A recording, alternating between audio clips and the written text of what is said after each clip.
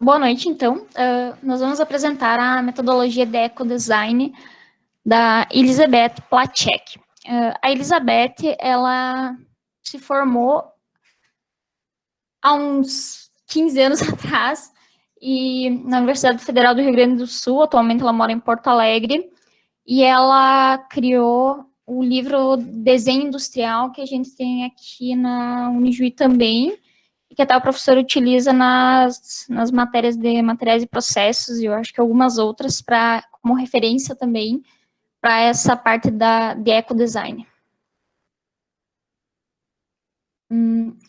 A proposta que ela traz, então, de projeto, ela justamente vai para esse sentido de quem vai utilizar o produto, para quem, então, vai servir esse produto, como, quando essa pessoa vai utilizar, ou a empresa, e onde ele vai ser aplicado e por quê. O estruturamento que ela traz, então, do reconhecimento do problema, considera o Design for Manufacturing, que é o design aplicado à fabricação dos produtos, todo o processo de produção, desde o início, sobre o que vai ser o produto, e essa aplicação, durante a fabricação do produto, é pensado nesse sentido da ecodesign, que possa ser reutilizado ou possa ser reaplicado no início ao fim dessa produção.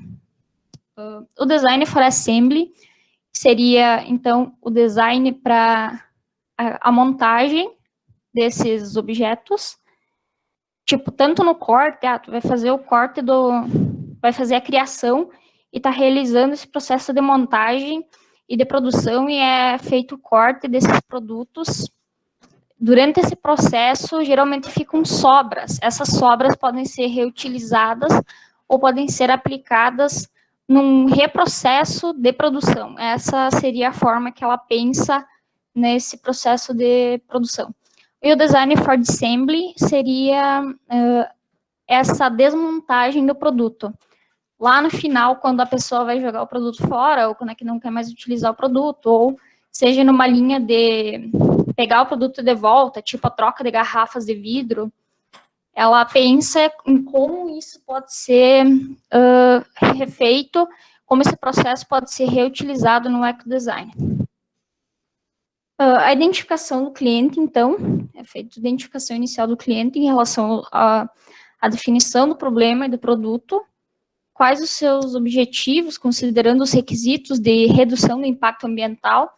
Seria, então, essa parte do manufacturing, dessa produção do produto, aplicado ao problema que ele quer, que a Elizabeth, por exemplo, quer resolver. O plano de trabalho que leva em consideração os objetivos e o cronograma.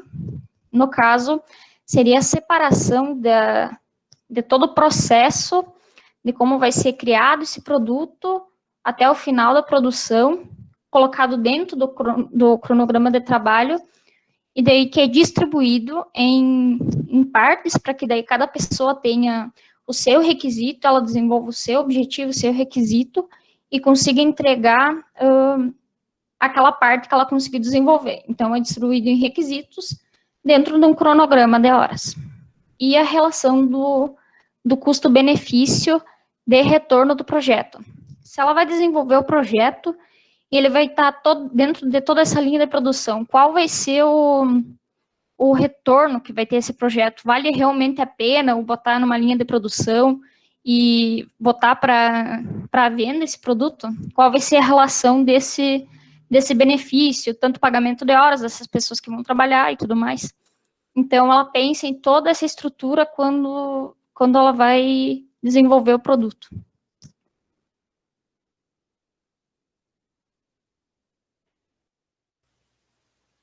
Então, o desenvolvimento do projeto, que é a segunda fase, o estado da arte. Nessa fase, é necessário analisar os dados que foram obtidos da primeira fase e, além disso, também pesquisar quais as melhores formas de resolver o problema. Ou seja, aqui a pesquisa vai começar a ter um olhar diferente. As ideias vão começar a surgir e também pode ser que tenha-se os primeiros esboços. Mas, para poder continuar com essa etapa, são necessárias algumas análises. como, por exemplo, a histórica, que vai ver toda a evolução cronológica do produto e como ele pode vir a funcionar. A análise estrutural, que vai analisar os componentes, a estrutura, o sistema, o design for assembly, a matéria-prima, o ciclo de vida do produto, etc. A análise de funcionamento, ela vai analisar todos os mecanismos do produto, a versatilidade, a resistência, o acabamento, a reciclagem, tanto das partes do produto, assim como um todo, e a análise ergonômica, que vai consistir também na praticidade, na segurança, no conforto do produto, bem-estar, toda a parte antropométrica, a biometria, a cognição e de que forma pode afetar o usuário, a organização do produto ou do ambiente e a montagem ou desmontagem, levando também em consideração a postura, força e o peso do usuário ou do trabalhador que vai realizar essa tarefa. Dando continuidade, então, a análise morfológica, ela tem relação com o estético formal do produto, então vai desde a forma do produto, a estética, como a embalagem vai ser feita, como ela vai ser descartada. Aqui também entra o DFD, que é o Design for Disassembly, que é da desmontagem, e o impacto que isso tudo vai gerar na hora do descarte final. Então, como o produto, a forma do produto pode impactar negativamente no meio ambiente, assim como a embalagem do produto, enfim, toda a forma dele. Análise de mercado, então, que é como o produto vai ser posto no mercado, qual propaganda, o marketing, quais gastos que serão necessários, quais são as concorrências, tanto local quanto global, né, dependendo do que for feito, os fornecedores, o comportamento do usuário, enfim. A análise técnica, então, é mais em questão de material, processo, e aqui também é importante ressaltar que a Elizabeth fala bastante sobre cada processo que tu vai fazer, tem que pensar, tem que levar em consideração os impactos no meio ambiente. Então, em cada etapa, cada material, desde o início até o final da embalagem, tem que considerar o impacto ambiental. E, por fim, tem um compilado geral de análises em um documento. Então, é com todos esses dados que vai ter um esboço final mais satisfatório. Então, tu vai conseguir, através desses dados, gerar um produto que vai impactar menos o ambiente, assim, vai impactar negativamente menos, no caso, e vai gerar mais benefício para os consumidores.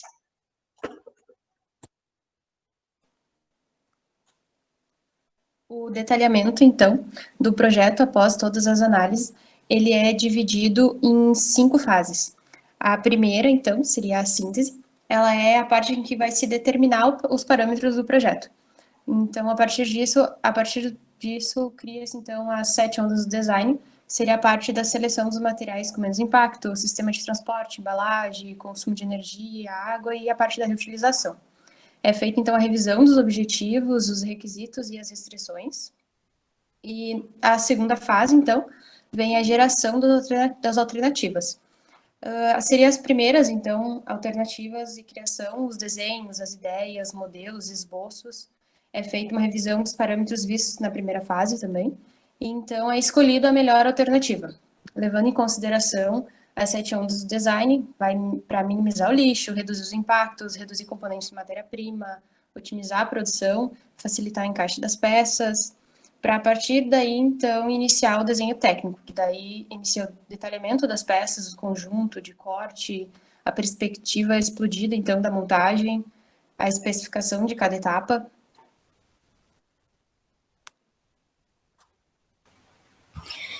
E aí a gente passa, então, para as recomendações ergonômicas, que aí também vai se dar a questão do design for assembly, design for disassembly, também a questão do design for manufacturing, que seria a qualidade de vida de quem fabrica, e também levando em consideração a qualidade de vida de quem utiliza e aumento da vida útil do produto. E aí, passando também para a fase 5, que seria a confecção e testes funcionais. Então, após ser pensado na ideia, né, ser pensado em todas essas questões, passa, então, para a confecção de um modelo do teste e de validação. E é importante levar em consideração, então, o design for environment. Também levar em consideração a criação e os testes de produto que irão futuramente para o meio ambiente. E aí a gente passa, então, para o passo 4, que seria a comunicação do projeto. E aí, essa parte é mais um compilado geral dos resultados, né? E organizando, então, a proposta, e é claro que também entra a parte de suporte visual, a parte de criação de materiais gráficos, para dar o suporte para o projeto final. E aí, o legal da Platcheck é que ela entra com essa questão de que hoje, nós, profissionais de design, nós devemos ser os principais condutores dessa mudança de paradigma de extração de recursos materiais. Hoje a gente tem como trazer essa questão do sustentável, trazer algo mais evoluído, e essa mudança tem que estar dentro do processo de produção e do produto final. Então, por isso que a gente falando do produto final também traz aquela parte do design, acho que é o disassembly, que é depois toda a desconstrução, digamos assim, né, do produto final até quando ele é descartado. Então, tem toda uma preocupação. E nós, como designers, a gente também deve trazer isso não só como um cumprimento de lei, digamos assim, não posso soltar tal resíduo. Não, é algo que você, dentro do teu processo do projeto, você já tem que pensar nisso, já tem que desenvolver todas essas questões ali dentro, né? Eu acho que seria isso, se alguém quiser complementar.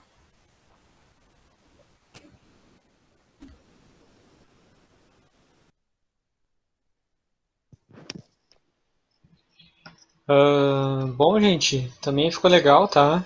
Parabéns.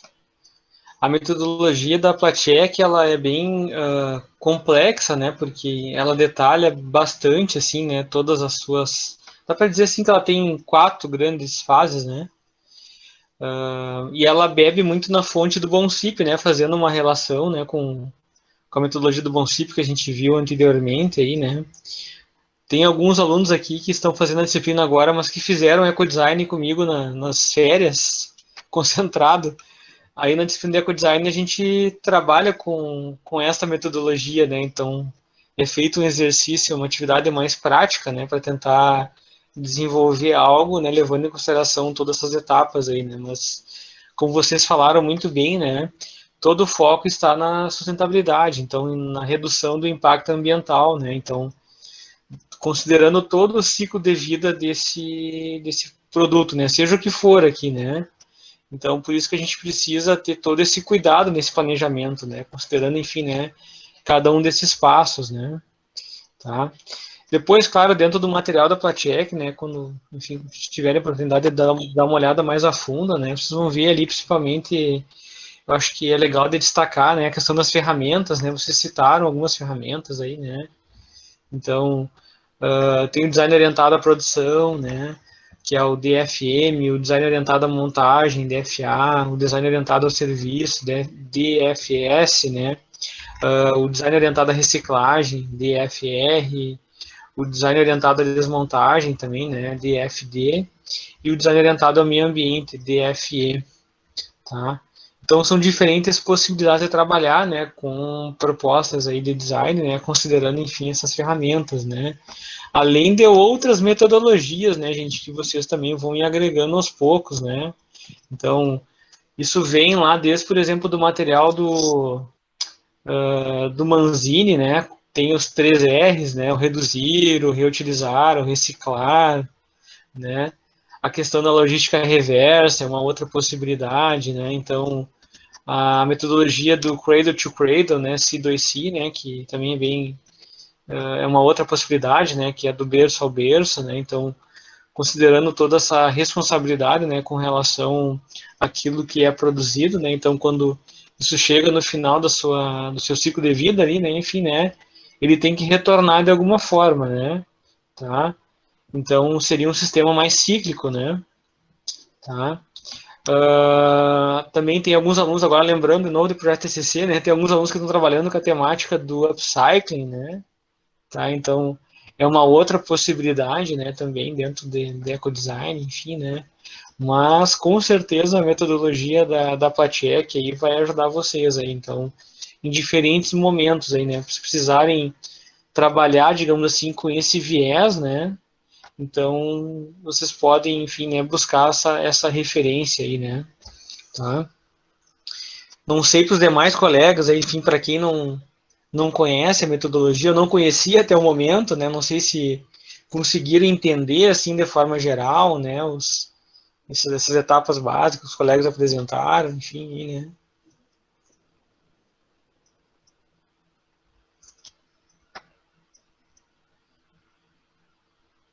Vocês também, gente, querem complementar alguma coisa a partir daquilo que eu falei, né? Fique à minha vontade aí. Eu acho que ficou bem explicado, né? Que ele dá bastante ênfase a essa parte dos materiais mais reutilizáveis, que você consegue reaproveitar, consegue utilizar ele de uma maneira que nem outro material, por exemplo, mas que é um material mais sustentável, que vai agregar mais na questão da ajuda no meio ambiente, né? Acho que ficou bem retratado isso no trabalho. É isso aí mesmo, Vitor. Tentando assim trocar em miúdos, né? A gente tem que considerar o ciclo de vida, né? De qualquer coisa que for, né? Então é mais fácil você, digamos assim, lá no início já, né? Na etapa de concepção, tu já, digamos, ter essa preocupação, né? Tu ir inserindo dentro do teu processo de design, né? Ferramentas, análises, enfim, né? Que te permitam, enfim, você ir explorando essa temática, mas sempre tendo isso como referência, né? Do que simplesmente tu pegar lá no final do ciclo de vida, né? Onde tem já o end of cycle ali, enfim, né? E tu não tem o que fazer, né? Simplesmente ou tu recicla o material ou tu bota ele no aterro, né? Digamos assim, né? Então, é para tentar também explorar nesse sentido, né? Então, quanto mais antes você agir, né? Pelo menos a tendência é que você tenha um impacto menor, né? Basicamente é isso aí, né?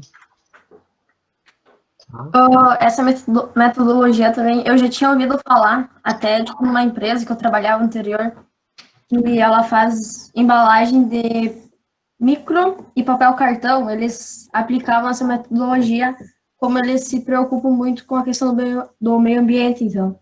Porque até todos os resíduos deles que eles ocupam, o papel, tipo, as embalagens que, a maioria das vezes, digamos que o cliente encomendou demais, mas não é vendido, daí eles também têm um retorno disso.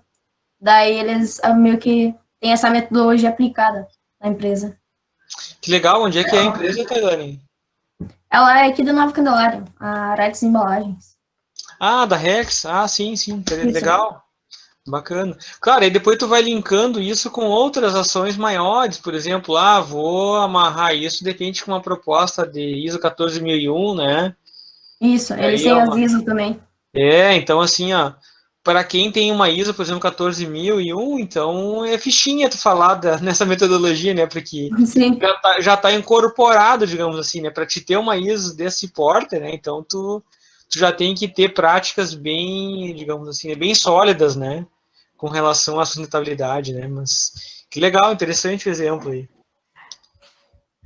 Então, a gente fez toda a pesquisa para o nosso trabalho em cima do livro dele, que é A Prática do Design Gráfico, uma metodologia criativa.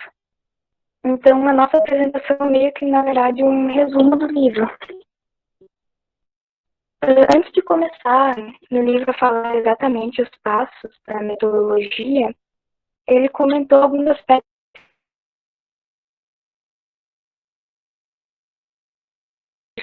para fazer o planejamento.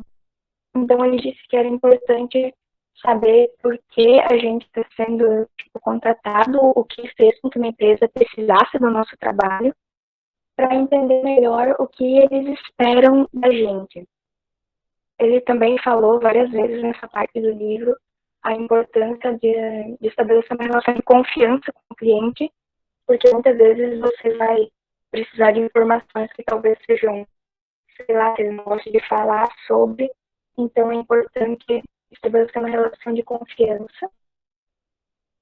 E analisar bem, né, os trabalhos que você vai fazer, porque às vezes tem trabalhos que talvez não sejam bem a sua área de conhecimento, então pode ser que você faça um trabalho meio, assim, medíocre às vezes, ou mal feito, por não ser uma área que você seja sua especificidade, digamos assim. Ou fazer uma pesquisa e pegar bastante informação. Vitor, tem como você aumentar um pouco o zoom?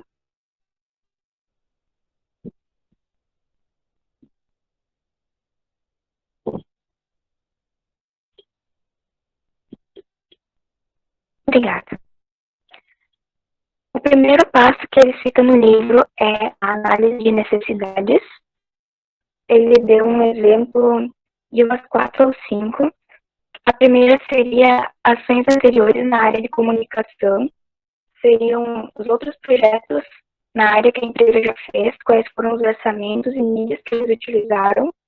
E também o porquê eles escolheram fazer daquele jeito aquele projeto e quais foram os objetivos que eles conseguiram, quais foram os resultados obtidos por aquela tentativa, por aquele projeto.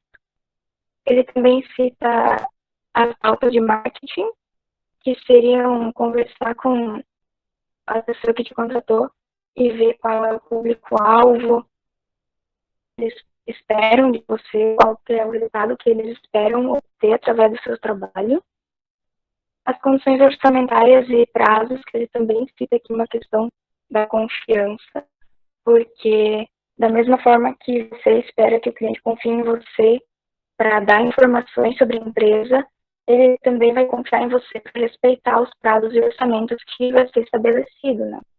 Então, é um cuidado que ele diz que tem que se ter bastante.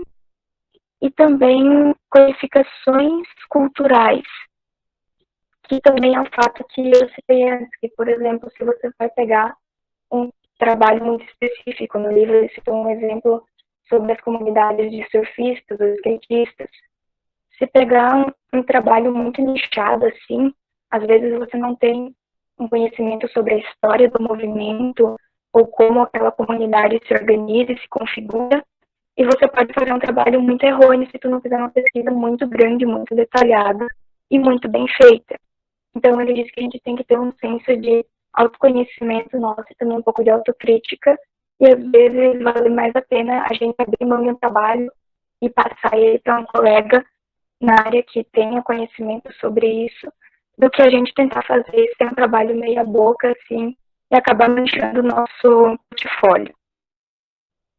Depois da análise de necessidades, ele entra numa etapa de pesquisa, que seria mais ou menos pesquisar sobre as concorrências locais que a pessoa acha ali, tipo empresas que fazem um trabalho parecido ou até igual, ver o que deu certo para eles, o que não deu, ver como eles se relacionam com o público deles, ver se está sendo efetivo ou não, e a partir disso montar uma estratégia.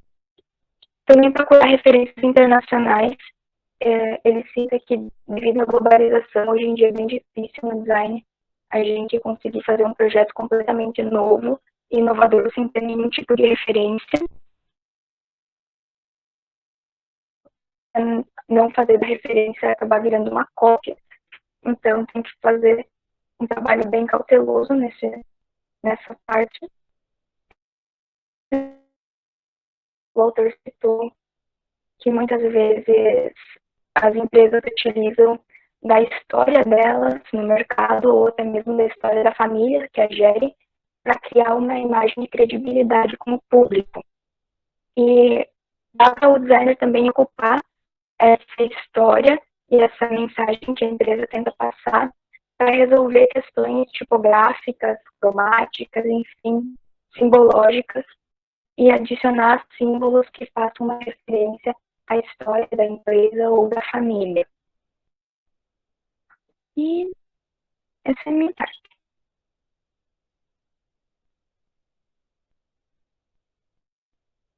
Eu esqueci de ativar meu microfone, mas agora foi. Tá. Então, a minha parte é da concepção, que seria a parte da produção. E na parte da concepção do Rodolfo, ele cita a síntese, que seria o método, processo ou operação que consiste em reunir elementos diferentes, que é que nem ele está retratando ali, que seria, implica em preparar-nos para a tomada de decisões. E ele diz que esse não é o momento para tu ficar pensando nos mínimos detalhes e ficar ajustando aquelas coisas mais minuciosas, e sim tu tentar se encher o máximo de informações, o máximo que tu conseguir, e adicionando isso no teu... que nem a Karen estava falando antes, né? Para você conseguir ter o máximo de informação e conseguir... como que eu posso dizer? Na primeira tentativa, por exemplo, já conseguir o que o cliente quer, né? Então, ele também compara o design com o jazz, que ele cita que ambos eles têm que ter domínio do instrumento para você poder dominar o aspecto técnico. Então, você tem que meio que trabalhar junto, conhecer o que você está fazendo para você ter um bom desempenho, né? E também ele fala que nós podemos usar o improviso, só que nessa parte ele diz que a gente tem que ter bastante cuidado, pelo simples motivo de que, por exemplo, ele cita a parte de pensamentos rápidos. Por exemplo, eu já trabalhei com tal material e vou trabalhar, estou fazendo outro produto que precisava de um tal material, mas eu não vou poder usar ele, então eu já associo meio que rapidinho assim e posso dar uma trocada e ver se vai funcionar bem. Mais ou menos nessa ideia.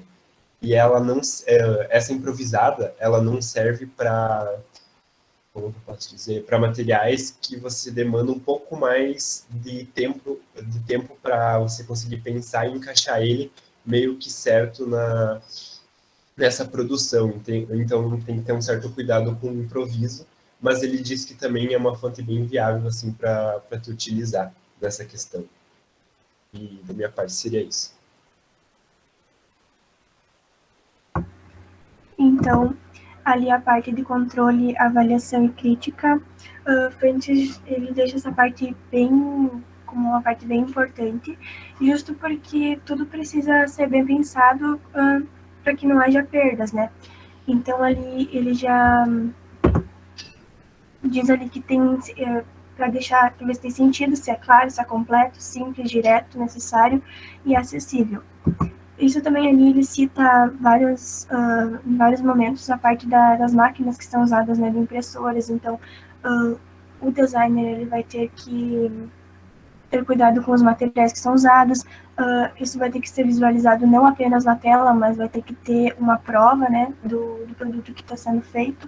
Então, ali a parte as etapas de criação, elas devem ser acompanhadas e assinadas pelo cliente. Então, tipo, nenhuma das etapas vai poder passar pelo cliente, apenas visualizado. O cliente vai ter que nem a parte que eu falei antes, que vai ter que ser, o projeto vai ter que ser impresso e mostrado para o cliente, e então assinado, porque isso no final, se acontecer algum erro, pode ser que o cliente não queira arcar com os custos e vai cair tudo em cima do design, né?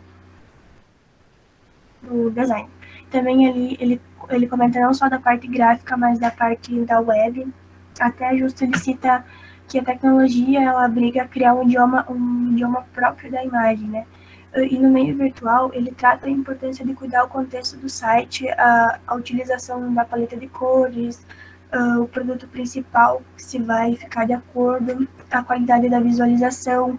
Ele ressalta também a importância de pensar nos diferentes cenários do cliente, de quem, no caso, vai acessar esse site. Como, por exemplo, ali as questões da tela responsiva, que são para diferentes tamanhos de monitores. E aí já entra também a parte da qualidade, né, que a arma da qualidade seria um próprio sistema de qualidade, que atenda ao que consideramos de mais fundamental, que é o produto alcance maior rendimento em termos de comunicação. Então, ele também deixa claro que não se conhecem parâmetros estabelecidos que permitam avaliar a qualidade de um design. Não existe um padrão bom ou ruim. A qualidade vai depender exclusivamente do design, do empenho e do trabalho duro que ele vai dar para entregar esse projeto no final. Então, é essa comunicação que ele preza bastante entre esses parâmetros. Então, a qualidade para ele, no livro dele, seria isso. Vai depender de cada design, até porque não vai ter um trabalho bom ou ruim, e sim vai depender do que ele vai utilizar para conseguir transferir o que o cliente quer. A comunicação, no caso. Ele trata também ali a parte do conhecimento do designer, né, quem vai realizar o trabalho, que o design, então, para ele retrata como uma linguagem desenvolvida na medida, para cada projeto estruturado, os componentes básicos de sua gramática visual com os objetos da comunicação que devam ser atendidos.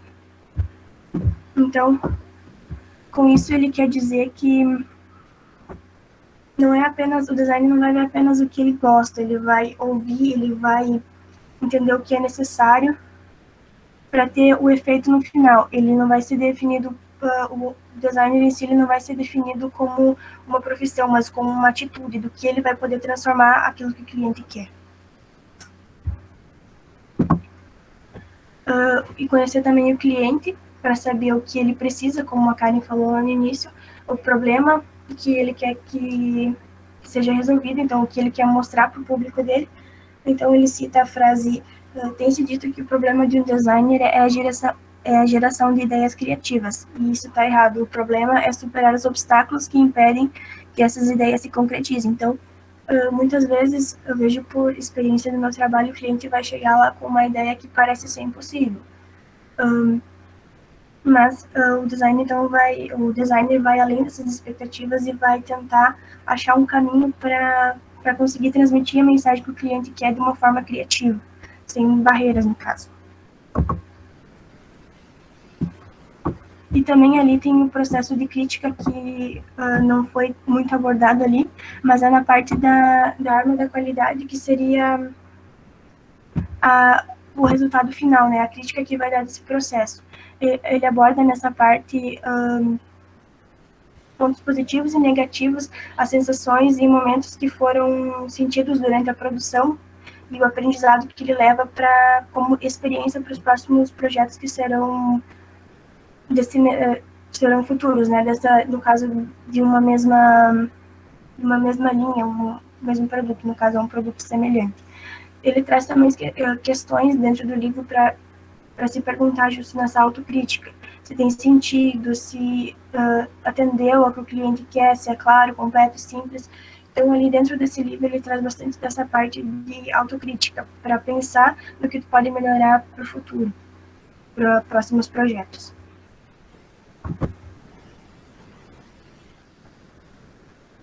Seria isso.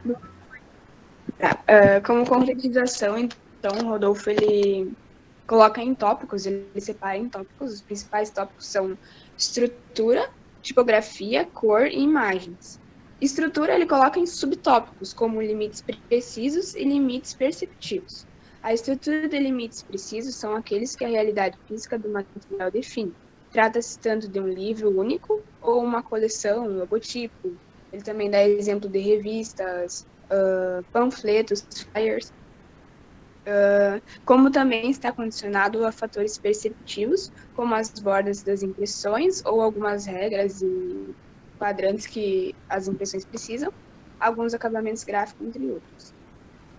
A tipografia, que está relacionada, então, ao texto, né, do produto, e, aos componentes do texto, dando personalidade, possibilidade de reconhecimento de cada categoria e qualidade de informação. Muitas vezes a gente acha que a tipografia, escolher uma fonte para o texto é só por enfeite ou detalhe, mas não, no livro ele diz que é muito importante essa parte, porque ele traz uma qualidade maior para a informação que a gente quer passar. Assim como a cor não é apenas só encaixar uma cor para aquele produto, para aquele livro ou revista, mas também ele funde os dois mundos, que é o digital, que ele diz que é com cores luz, né, que é o RGB, e o mundo analógico, que são as cores pigmentos, que é o CMYK. A presença ou a ausência de cores simbolizam muito o que o design está transmitindo. A cor em si, as cores em si, a gente escolhe pelo significado que ele traz, né, como a gente aprendeu em teoria da cor, agora há pouco. Escolher uma cor também não é só um detalhe ou um capricho, mas ele traz informações que muitas vezes os textos não trazem. Imagens também, tanto como fotografia ou ilustração, ou até mesmo infogramas e pictogramas, são usados para representar ações e atividades, além de transmitir diferentes sentimentos.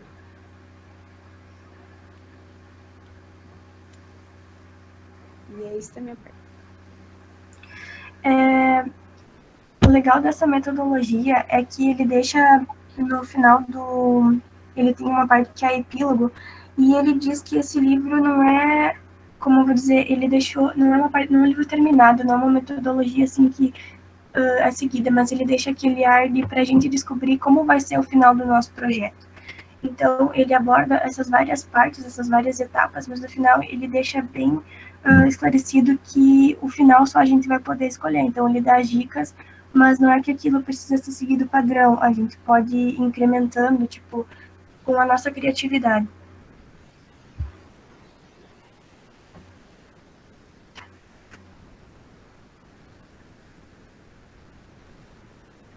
É isso, gente? Acho que seria isso.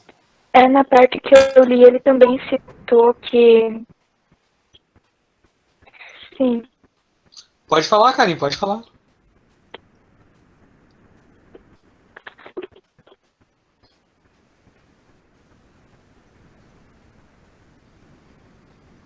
Queria fazer mais algum comentário? Eu péssimo aqui.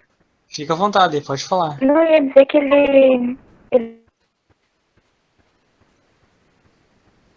do design é uma coisa muito pessoal e cada pessoa vai acabar, meio que por consequência, com o trabalho desenvolvendo a própria metodologia, às vezes juntando várias e simplificando, porque cada pessoa vai ter mais facilidade com determinados processos do que com outros. Certo. Uma coisa só, antes de acabar mesmo, o que me chamou bastante atenção foi a parte ali que o Eduardo leu, que seria o controle, avaliação e crítica. Que seria um pouco da parte da qualidade, da visualização. Eu vejo isso bastante no trabalho, que eles cuidam bastante dessa parte, e que ele também retrata que tu tem que ser muito, como que eu posso dizer, curioso nessa parte para tu poder entender quanto o processo, o que pode dar errado, o que pode acontecer de melhor, o que tu pode melhorar. E eu vejo bastante isso no processo que eu acompanho diariamente, e eu acho essa parte bem interessante mesmo. Só para complementar mesmo. Legal, gente. Assim, ó, primeiro dar os parabéns para vocês, tá? Acho que ficou, assim, bem organizado também. Acho que vocês comentaram aí os principais pontos dentro da proposta do Fuentes, né? Então, como vocês devem ter visto aí pelo material, né? Também é uma metodologia, assim, que é uma referência, né, para a área de design gráfico, principalmente, tá? Isso não quer dizer que ela não possa ser utilizada também para outras áreas, né, mas pegando principalmente para essa área, né. No início do material ali, ele traz, né, uma análise, né, com relação a outros autores, né. Então ele começa falando sobre a necessidade do design, né. Não sei se vocês chegaram a acompanhar um pouco daquela parte inicial ali, né? Sim. Tá? Então ele vai citando ali alguns autores, e se a gente pegar assim de maneira bem geral, a gente vai verificando, né, que geralmente a gente vai ter assim três grandes etapas ou quatro grandes etapas, né, mas uma etapa de problematização, uma etapa que vai envolver o processo criativo e outra com a solução, né? Ou uma etapa de, digamos assim, onde você vai ter essa definição do problema, ou depois tu vai fazer uma análise, né? E por fim tu vai fazer as especificações para te poder implementar, né? Depois eu acho que tem um autor ali que traz Deixa eu só recordar, mas eu acho que é o Ruiz, né? Ele traz a fase analítica, a fase criativa, depois a fase executiva, enfim, né? Tá? Então, assim, vai bem dentro daquilo que vocês estavam comentando aí na conclusão, né? Então, o Fuentes é muito feliz, né, no seu material ali, né, ao trazer, né, justamente esse aspecto do design, né? Ele não é algo fechado, né, com relação à metodologia, né? É importante a gente ter referências, né, e tentar, assim, investigar da melhor maneira possível esse nosso problema de design, né? Na verdade, a metodologia, ela vai servir para nós, digamos assim, termos alguns pontos ali para poder, enfim, né, buscar essas informações, né, para de repente não esquecer, né, de algo que seja importante, mas a gente pode fazer também adaptações, né, então, por isso também eu digo agora, né, é importante vocês conhecerem, né, pelo menos esses autores mais gerais, aí para depois vocês terem condições de escolher, né, qual que seria, de repente, a melhor metodologia para uma determinada situação, ou de repente agrupar, né, etapas ou fases, fazer ajustes, né.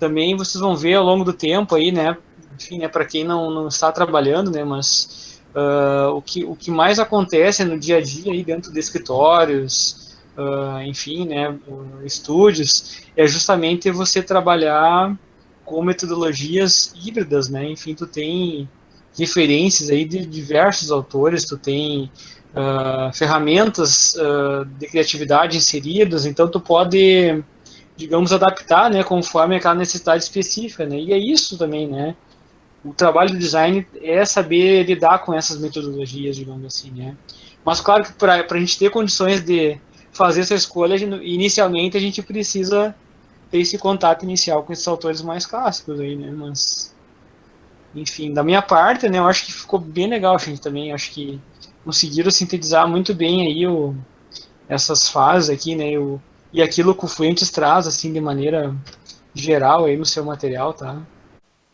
Então, o nosso grupo pegou o livro da Maria Luísa Peon, e ele fala sobre o Sistema de Identidade Visual, o CIV. O livro desta moça trata-se do estudo de conceitos, elementos e metodologias do Sistema de Identidade Visual, o CIV. Esse sistema é um conjunto de elementos gráficos que servem para formalizar a identidade visual de uma pesquisa, marca, produto ou serviço. Esses elementos gráficos são essenciais para a comunicação mais eficiente. Isso porque o principal objetivo desse sistema prioriza a memorização do objeto a partir da identidade visual, ou seja, a criação de um visual que permita uma fácil identificação e memorização do objeto pela parte do consumidor. O CIV forma todos os veículos e elementos básicos da identidade visual: logotipos, símbolos, cores institucionais e alfabetos institucionais. Ele também é dividido em 3 tipos de elementos: os primários, secundários e os acessórios.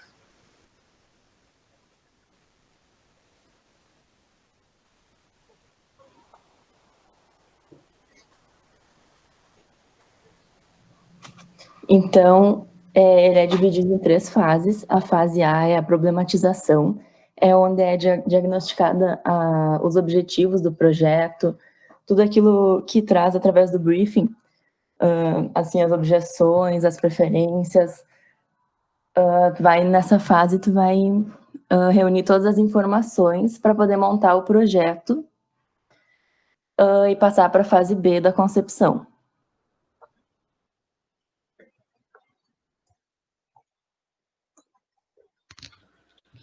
Então, a fase B, né, que é a concepção, ela é, em geral, a parte mais criativa do processo e ela é também quando a identidade visual é delineada. Ela consiste, então, na definição da solução a partir de diversas alternativas geradas e de suas testagens junto a amostras do público-alvo e junto ao próprio cliente. Essa fase ela também é composta por 5 etapas, que eu vou tentar resumir aqui e falar um pouquinho sobre cada uma. A primeira etapa, então, é a geração de alternativas. E, então, é a partir dos requisitos das restrições do sistema, deduzidos da problematização, que é a primeira fase, é que são geradas as alternativas diversas de solução. Então, para facilitar o processo, a autora ela coloca alguns métodos para você fazer isso, e que seriam dividir as alternativas em 3 grandes grupos: o das satisfatórias, o das insatisfatórias e, por fim, o daqueles que não se encaixam em nenhum dos outros grupos. Então, depois de você estabelecer esses 3 grupos, o design deve fazer uma avaliação de cada um deles, descartando e afunilando cada vez mais as opções disponíveis. E é bem interessante essa parte, porque ela fala também de algumas perguntas que podem ajudar na escolha, como, por exemplo, você se perguntar o que exatamente e objetivamente essa opção tem de errado, vai facilitar bastante para você ter uma visão melhor daquilo e você conseguir dizer se é bom ou não porque você quer, né? Porque o briefing e porque as restrições estão dizendo, né? Então, depois disso tudo, as alternativas remanescentes são agrupadas de acordo com os conceitos ou os recursos gráficos que as unem entre si, ou seja, com um partido em comum. Ela também dá uma dica que é bastante interessante, que é você anotar e descrever esses partidos claramente, porque isso facilita bastante a articulação de ideias e argumentos. Existem alguns itens também que ela cita que devem ser levados em consideração durante a geração de escolhas. E aí são eles: a consolidação da definição dos conceitos gerais que devem ser transmitidos pela identidade visual, como, por exemplo, a simplicidade, a eficiência, a tradição. Aí você vai ver o que a empresa quer transmitir, né, de maneira geral, e você vai tentar anotar isso e tentar passar isso através do teu esboço. E também a definição dos elementos concretos aos quais a identidade, de alguma forma, que pode não ser necessariamente figurativa, pode ou deve estar associada. Por exemplo, se você vai fazer alguma coisa para um parque, você pode utilizar folhas, árvores, plantas, para você fazer a logo, para você fazer o esboço, porque são maneiras concretas da qual a identidade está associada. Então, todos esses elementos, eles devem ser levados em conta, mesmo que eles não sejam utilizados na solução final, na solução preliminar. Então, aí a gente tem a definição do partido, que é a terceira parte, que é quando os partidos são identificados e é realizada uma avaliação de cada um deles, de modo que se chegue a um que será explorado em busca da solução do projeto. O partido, então, ele deve ser definido a partir das alternativas geradas concretamente, e não a partir de uma ideia abstrata, ou seja, você deve pegar aquilo que você fez na parte de geração de alternativas, que são aquelas partes concretas, e não tirar algo do nada, assim, da tua cabeça que você pensou na hora. Não. Então, por fim, né, com o partido definido, deve-se aperfeiçoar as alternativas geradas que o compõem. Aí a gente passa para a quarta etapa, que é a solução preliminar, e nessa etapa, então, é através de uma nova avaliação que vai ser escolhida a alternativa que será utilizada como base para a solução. Essa alternativa, então, é chamada de solução preliminar e deverá, então, ser aperfeiçoada, visando principalmente o estabelecimento de cores e a resolução de possíveis problemas relacionados à redução. Por exemplo, se você quiser botar logo num cartão de visitas ou em uma escala maior ou uma escala menor, você tem que ver isso, porque às vezes pode prejudicar mais tarde. Isso pode dar um grande problema se você não vê isso antes. Então, depois a gente tem as validações, que depois de aperfeiçoada, a solução preliminar deve passar por 2 novas validações. A primeira é chamada de validação preliminar e se caracteriza como uma pesquisa qualitativa. É através dela que a solução preliminar estará submetida à apreciação de alguns potenciais usuários, e sob a forma de perguntas abertas, para que possam ser geradas críticas e sugestões. Então é quando o designer vai meio que fazer uma entrevista com as pessoas e deixar o menos restritiva possível essa entrevista, para que as pessoas possam dar suas opiniões e suas críticas e possam ajudar ele a melhorar e até ver coisas que ele não tinha pensado antes em relação a esse projeto. Então, depois de você avaliar esses resultados dessa primeira validação, a solução preliminar passará por uma segunda validação. E essa segunda validação é geralmente mais restritiva e direcionada, sendo enquadrada no aspecto de pesquisa quantitativa. Dessa vez, haverá uma amostra maior do público-alvo e os questionários vão possuir perguntas fechadas, ou seja, aí sim vai ser mais direcionado. Você vai fazer perguntas geralmente de múltipla escolha, que vão direcionar ainda mais a pesquisa, para que você não fique com tantas ideias e isso possa confundir ainda mais. E aí a última etapa, então, seria a solução. E nessa etapa é realizada uma última rodada de aperfeiçoamento na solução preliminar, que então será levada ao cliente em busca de aprovação. é preciso haver uma defesa de projeto embasada em dados concretos, como a argumentação oriunda da problematização, os parâmetros utilizados para a escolha do partido e os resultados provenientes da validação. Geralmente são levadas ao cliente 2 ou 3 opções, que preferencialmente não sejam muito parecidas. Isso por causa que pode causar bastante confusão pela parte do cliente, porque ele não está muito integrado nessa coisa do design, e aí ele pode acabar ficando muito confuso e querendo ver mais opções, e aí isso pode acabar atrasando todo o projeto. Então, é melhor você escolher algumas, por exemplo, 3, dando mais ênfase em uma delas, é claro, e trazer para ele, para que ele tenha a sensação de poder escolher e ainda assim ele não fique confuso. E é bem interessante, porque a autora ela traz bastante ideias para você fazer cada coisa. Ela traz como você fazer o questionário, como você fazer uma matriz, que vai te ajudar bastante para fazer a escolha das alternativas geradas. Então, tem bastante coisas lá que ela colocou que dariam muito mais assunto, mas eu coloquei aqui o que eu achei mais interessante e o mais interessante, o suficiente, mas eu achei bem legal essa parte, porque ela trata bastante disso e acaba sendo bastante produtivo. Você consegue realmente fazer uma coisa bem certinha, baseada nas etapas dela. Bom, então na fase C dessa metodologia, ela é a fase final do projeto. E muitas vezes ela é a mais trabalhosa também. Porém, ela é muito importante, pois um sistema de identidade visual que não tenha apresentado as especificações técnicas junto a ele, corre o sério risco de não ser implantado corretamente pelos terceiros, por exemplo. Então, cabe ao profissional, o designer, no caso, definir essas especificações, como, por exemplo, fazer o levantamento final e a sistematização dos itens para aplicação nesse sistema, como a viabilidade técnica e econômica. Ele também deve levantar os dados sobre os materiais e as técnicas disponíveis, pois você não pode indicar uma técnica, algum material que não tem, por exemplo, não tem disponível no estado ou no país que vai ser implantado.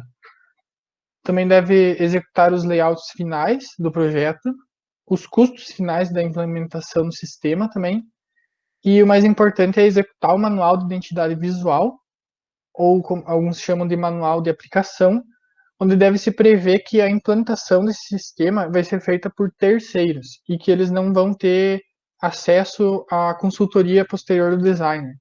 Então, ele tem que ser bem fechado, com todas as informações possíveis, para que não haja dúvida de quem for implementar o projeto. Da minha parte seria isso, não sei se mais alguém quer complementar.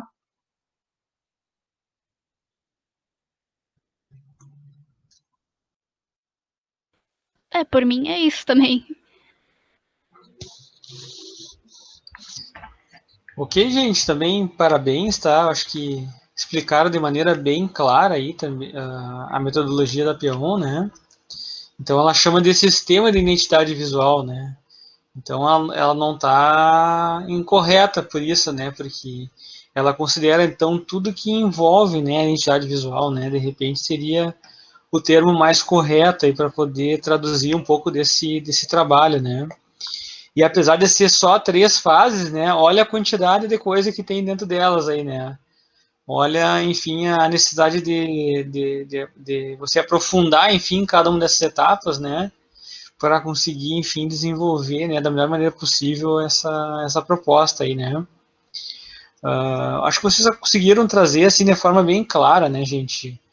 Então, como quase todas as metodologias, aí ela inicia com a problematização, então ali, né, fica claro a importância de fazer um bom briefing, né, tu tentar levantar ali o perfil do cliente, né, do público, né, fazer estudos similares, né, tentar definir assim os requisitos, as restrições, né, já na fase B ali de concepção, né, tu tentar aí gerar as alternativas, né, tendo essa relação com o cliente também para poder fazer a aprovação, né, para ajudar vocês a desenvolver essa alternativa também, né, e também fazer toda a etapa de testes, né?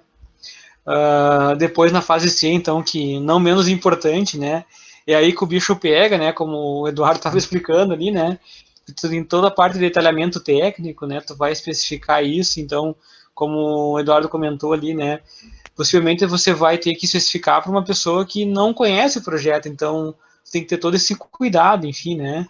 Então, além disso, tem toda a parte de arte e finalização, tem o custo, tem a veiculação, né, desse material, o próprio encerramento do projeto, tu vai acompanhar a execução, que é uma outra questão, né? E a própria implantação. Então, assim, é interessante a forma como ela traz, né? Então, a partir dessas 3 fases, né? Então, é uma outra referência para vocês aí, né? Pensando principalmente também no design gráfico, né? Principalmente identidade visual, né, pessoal? Então, eu e a Manuela pegamos a Alina Weller. Primeiramente, o livro que nós pegamos, então, é o de identidade de marca, a metodologia projetual. Só que o livro dela tem a descrição, digamos, falando que é essencial para todo tipo de brand. Ou seja, ele é um livro que é por todos, entendeu? Não é só o designer gráfico que vai ler. Então, ela tem uns jeitos, assim, de colocar o contexto da metodologia de uma forma geral que todos entendessem. Ela também é consultora e conferista especializada em marketing. Então, é dividido em 5 partes, ou 5 fases, como ela chama, e o início é a condução da pesquisa, que é tornar... Condução da pesquisa, que é tornar claro a visão, a estratégia, a meta e o valor, pesquisar as necessidades e percepções dos stakeholders, tá? É um card mais ou menos. Isso, stakeholders aí. Stakeholders que constitui todos da empresa, né? Ela não fala só dos designers, então seria o chefe, os funcionários, todos os que estão metidos para fazer essa marca ser de sucesso, ou entrevistar a gerência-chave, que seria a principal que mandou fazer isso, analisar as marcas e as culturas das marcas existentes, então ela vai sim ver as concorrentes, né, como sempre a gente faz, e apresentar relatórios. Então, antes dela fazer a marca em si, ela já faz essa limpeza nas outras e apresenta o relatório antes. A segunda fase daí já é a classificação da estratégia, que é sintetizar o que for aprendido, esclarecer a estratégia, estabelecer um posicionamento, desenvolver as mensagens principais, co-criar atributos, que é criar conjuntamente, então ela pega todas as ideias de todos, escreve um resumo com um briefing e obter a aprovação. Então, com essas 2 fases, ela já tem a obter aprovação ou não. Foi o que eu achei mais diferente, assim, digamos, por causa que a gente faz todo o projeto primeiro para depois obter uma aprovação, mas não, ela já faz quando tu vai desenvolver ele. Só para complementar, né, Pamela? Na verdade, ela segue muito daquilo que a gente tem no Design Thinking, né, que a gente comentou anteriormente, né? Então, o processo ele é co-criativo, né? Então, ele traz, né, os atores que estão envolvidos aqui para diversas etapas desse processo, né? Para tentar, digamos, ter uma aproximação, né?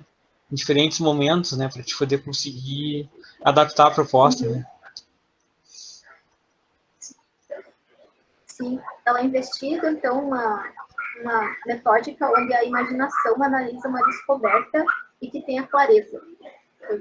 Eu li lá numa parte, eu achei que é ali onde tem a clareza do que ela quer, eu acho, na fase 2, né? Onde a pessoa vai ver isso. Daí, o terceiro é o design da identidade, que daí é visualizar o futuro, o que ela quer para aquela marca já. Tem o brainstorm de uma grande ideia. Tem a exploração das aplicações, que é a cor, a tipografia, daí já entra todo o conceito que ela colocará naquela marca, né? O design do logotipo, o design de símbolo, a aparência de sentido, que é o mesmo que fosse tapado o seu logo, ele seria identificado. Tem um exemplo até de, digamos, se tu tapar a marca da Vivo, né? Claro, vai ficar a partezinha do bichinho, todo mundo, não precisa ter cor, vai mostrar mesmo sem, né? Então, é isso que ela diz, se tu tapar ele, mesmo assim a pessoa vai identificar. Aplicação de teste, a finalização da arquitetura da marca, apresentar a estratégia visual e a obter aprovação novamente.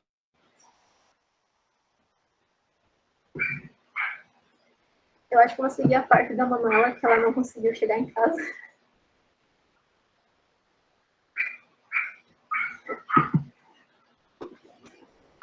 Na outra fase, então, temos a criação de pontos de contato, onde é finalizado o design da identidade, é desenvolvida a aparência e o sentido. Daí começa já a proteção da marca registrada, priorizar a fazer o design das aplicações, que seria encardes, canecas, o que vai, onde vai essa marca, já começa ali na aplicação. Faz o design de programa, a aplicação da arquitetura da marca.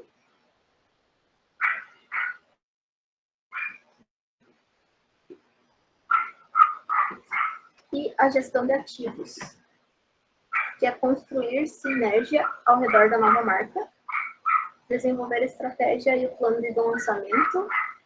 Aí eu acho que entra mais no momento marketing assim, da empresa. Lança primeiro internamente, então, digamos que tu lançasse essa marca mundialmente, primeiro começa na região, depois vai país, depois vai para o mundo inteiro, daí é lançado externamente. É desenvolvido as diretrizes de padronização e normalização.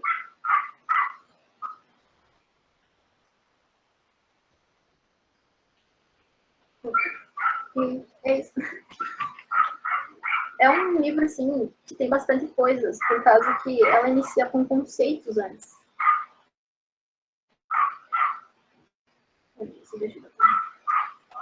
Ela inicia com muito conceito antes. Ela fala de naming, ela fala do kern, ela fala do brainstorm, fala dos co-criadores. Ela fala bastante das empresas também, que tem sido marketing. Então, ela realmente tem um jeito de falar assim, não é só designer, né? Ela lida bastante com aquilo que for lançado já. Então, ela fala de lançar primeiro internamente e depois externamente. Então, tem aquele período, né, digamos, de aceitação. Acho que é isso.